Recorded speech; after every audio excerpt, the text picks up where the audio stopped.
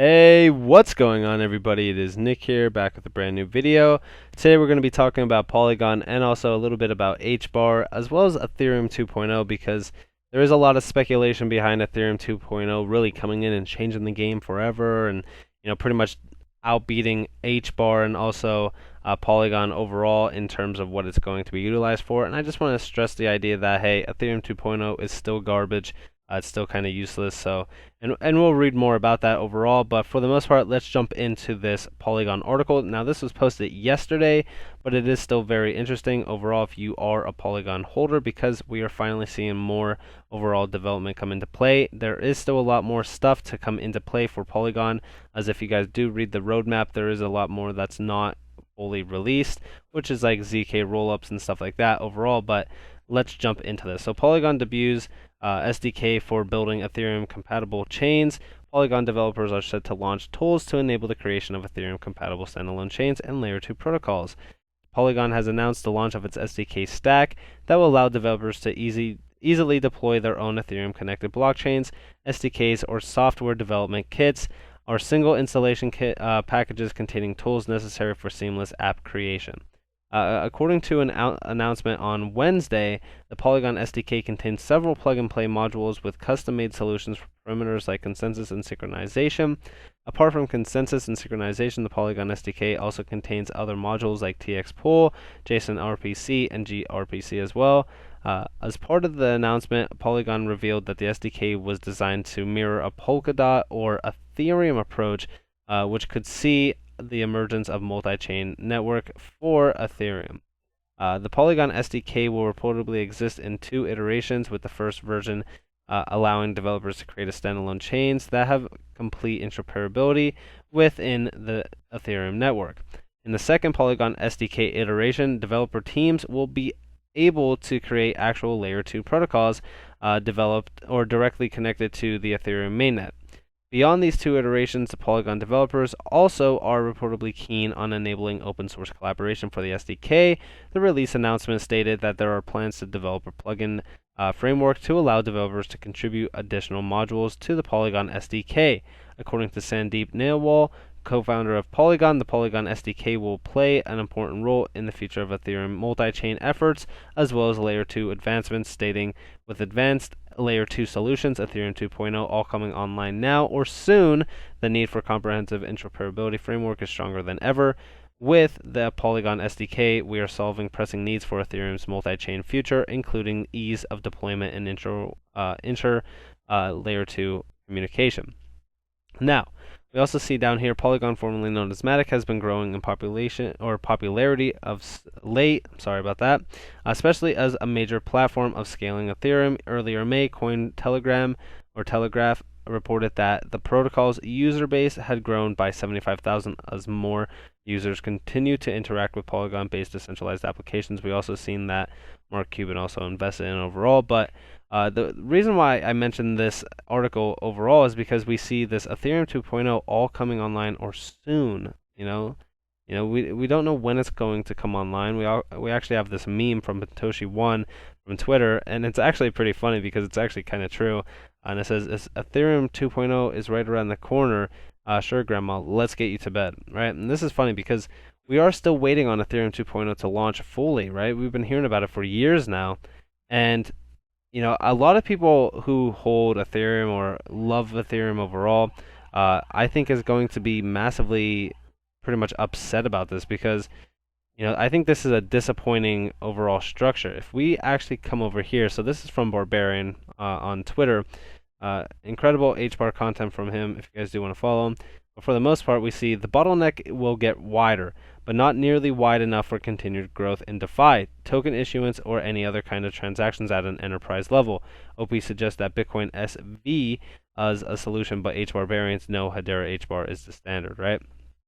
And basically what they're talking about, so this article is from 2020, right?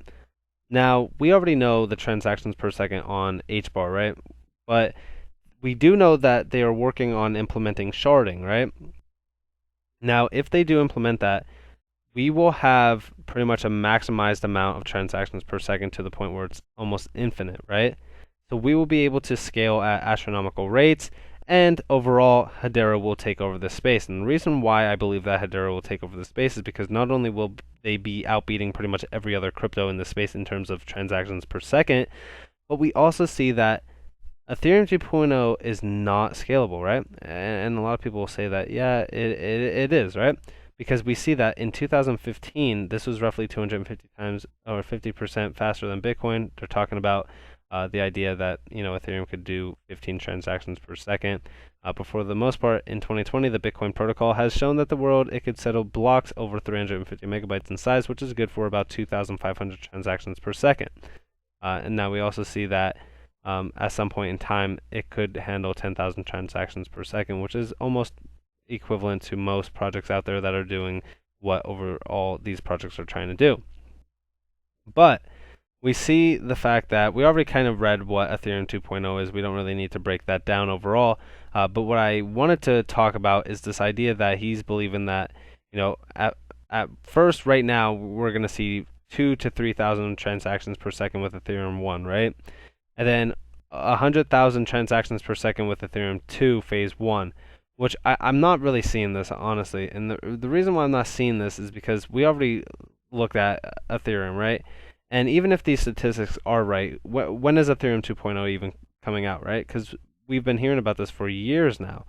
And there hasn't been real updates in terms of the project overall. I mean, me personally, I'm not a fan of Ethereum 2.0. If you read about it or learn more about it, then you would understand why it's a terrible, project overall. But nonetheless, if we come down here, we could see the major problems with it, right? Because we've been talking about ZK rollups, right? And we see ZK rollups here, and optimistic too, right? Optimistic rollups. If we come over here to Polygon, actually, for an example, we could see that on their roadmap. Let me go to their solutions. So right now on their solutions, we see that ZK rollups are still yet to come. Optimistic rollups are also yet to come, but we also see standalone chains and shared security chains, which those will be happening very soon. Now, the reason why I mentioned these ZK rollups and optimistic rollups is because we learned about them overall on how Polygon's going to do them, and it's going to do them in terms of a way that is solid, because Polygon is very secure right now currently. But the difference here is that if we read here, right now Ethereum 2.0 is not that secure, and the reason why is even if we look over up here, right? So currently, right now, secondly, sharding and Ethereum's various second layer networks are a major cause for concern about security. Furthermore, second layer solutions in the digital currency space have become a simple sidestep to answering the question about why blockchains don't seem to scale. So far, they have mostly been vaporware, and if Ethereum's history is any indication, remember Plasma anyone? Nobody should be too optimistic about ZK rollups or any other fancy surrounding solutions to Ethereum scalability concerns. A third consideration is that Ethereum has been notoriously plagued by bad decisions, rickety code, missed deadlines, unintentional splits of the network, and tons of theft by the gaming of poorly implemented smart contracts. No Ethereum developer, investor, or advocate with a shard of rationality should have any confidence that Ethereum 2.0 will roll out in a way which is secure and stable, and I have a nagging suspicion that the scheduled debut may get postponed for one reason or another. And this is actually very interesting because, right now, even here, we see that quote that Hbar posted, right? And the thing about this that's actually very interesting is because if we looked at, even for an example, Polygon, right? Polygon's also, it's not exactly what Ethereum or Hbar is trying to do. But I will say this right now. Hbar has the security measurements that it takes that could actually release sharding to actually scale at those astronomical rates of 100,000 transactions per second plus. We could be at almost infinite amount of transactions per second. It doesn't matter, right, with sharding. So for me personally, I think that at some point in time, Ethereum 2.0 is already dated at this point. Maybe if it was released a couple of years back, yeah, it would have been insanely huge. But Ethereum 2.0, in my opinion, right now is still dated. So even if we read here, right? So Ether currency might be able to benefit from some of the clever scaling solutions that have been theorized. The popular tokens will not ever be able to benefit from them on any version of Ethereum. That is because smart contracts need to be settled in Ethereum, and therefore the maximum scalability of Ethereum 2.0 will be maybe 3,000 transactions per second on anything connected to a smart contract, which is most Ethereum traffic and is still woefully short of anything that deserves to be a world computer. And that's my point, right? 3,000 transactions per second is nothing, right? I mean, right now, Hbar is doing 10,000 transactions per second throttled, right? It's throttled at that amount. It already can do upwards of 100,000 transactions per second. XRP actually claims to do 65,000 transactions per second. So me personally, for Ethereum 2.0 claiming 3,000 transactions per second is not, in my opinion, a scalable, viable option. It's honestly just a terrible excuse for innovation to, the Ethereum network, because the Ethereum network is so poorly constructed and outdated. If you guys move money over Uniswap or even try to transfer on Uniswap, you could really see the issues with Ethereum and Ethereum gas fees overall. So me personally, I think Ethereum is a dated construct, and I think that Ethereum 2.0 is not going to do anything better because, again, from a technical standpoint, the tech on it does not look promising at all, and it's still going to be plagued by all those issues that Ethereum already suffers from. Hbar already has what it needs to really do this and scale at astronomical rates because of how secure it is overall. Now, Polygon would be, pretty much focused on doing those, ZK rollups and optimistic rollups, and I think that those will still be interesting to see, and I think that it could be better in terms of Ethereum because Polygon has a lot more security measurements that it takes other than Ethereum. But for me personally, I just don't see Ethereum being the number one choice for these scalable, viable options, in my opinion. But we could also see, can I suggest that serious business-minded Ethereum developers tokenize their projects onto Bitcoin SV? This is actually very interesting because we've seen that Bitcoin SV could possibly be the next Bitcoin or anything like that, and I highly doubt it. But I will say this, Bitcoin Cash, in my opinion, could flip Bitcoin to be in Bitcoin spot. Of course, they both will reign supreme overall in terms of price point, but I still think that Bitcoin Cash is the real Bitcoin in terms of a digital cash aspect, and I think that Bitcoin is still in its idea of digital gold. But we also see some required stake that has been collateralized, and what to do and stuff. I don't want to read too much into this to make this an insanely long video or anything like that. But I just thought that was very interesting because we are still seeing the idea of Hbar being the 100% standard choice for these overall solutions. And I think at some point in time we need to stop looking at Ethereum 2.0 or Ethereum because these are just not viable options overall. And even if say for so Ethereum 2.0 comes out and it could scale up to 3,000 transactions, are you guys really interested, or I would say surprised or impressed by 3,000 transactions per second when we see that Hbar is doing 10,000 transactions per second, XRP is doing 65,000 transactions per second.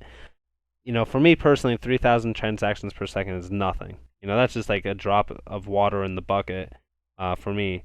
So I still think that Hbar is going to reign supreme over Ethereum 2.0, and I still think that Polygon's doing incredible things to the point where Ethereum 2.0 is not going to really matter at all. Polygon's outbeating Ethereum's network right now. Polygon's a great hold. So is Hbar. Right now, if I have the choice to buy Hbar or Polygon, I'm buying Hbar personally. But that is me. That's my overall opinion on that. But nonetheless, I hope that you guys enjoyed this video. If you did, leave a like, subscribe, and turn notifications on. That helps the channel grow. But also, if you guys do want more free knowledge, you guys could join the Discord down in the description below. It's free. You guys could also follow me on Twitter at NCashOfficial. I hope that you guys have a beautiful day or a beautiful night wherever you guys are in this beautiful world. Nonetheless, this has been Nick. Peace out.